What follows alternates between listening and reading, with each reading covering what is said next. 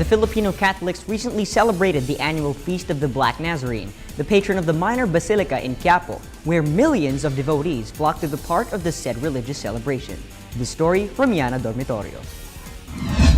This is the image of the man who fell on his knees on the rocky road to Calvary. On his shoulders, he was carrying the cross on which he will be crucified. Earlier, before the pronouncement of the sentence, he was led before the whole council of the Sanhedrin, which was hastily convened. Caiaphas was the current high priest, and he asked, "Are you the Christ?" Christus was Greek for Messiah, the Son of the blessed God. Jesus replied, "I am." The reply of Jesus was an unmistakable claim to divinity, and the claim was unthinkable to Caiaphas. But the charge of blasphemy was not enough for the sentence of death to be considered, and so the charge of treason and Jesus' claim to kingship were laid before Pilate, who asked, "Are you the king of the Jews?" Jesus answered, "My kingdom is not of this world." In the light of the many accusations against Jesus, Pilate asked if he had an answer to make. Jesus remained silent, and the crowd, Pilate said, "I find no guilt in this man." And upon learning that Jesus was a Galilean, he was sent to Herod Antipas, who had jurisdiction over Galilee and Perea. Before Herod, Jesus was ridiculed by dressing him in purple robes, which is the color of royalty, the same colors that is now worn by the Black Nazarene. But Herod returned Jesus to Pilate, who thought that by scourging Jesus it was enough punishment.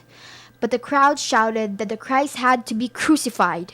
And so it came to pass that in keeping with the letter of their law, he ordered the inscription, "Jesus of Nazareth, the King of the Jews," as a mockery to the Jewish subjects.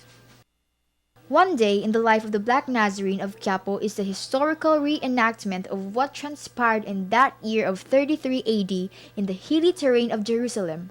A remarkable year by all accounts, was dominated by the man whose image is today venerated by millions of devotees, many of whom walk barefoot, some with supplications for miracles, others with prayers of gratitude for blessings received, and many for the yearly ritual of sacrifice for the atonement of sins and the pledge for a new life.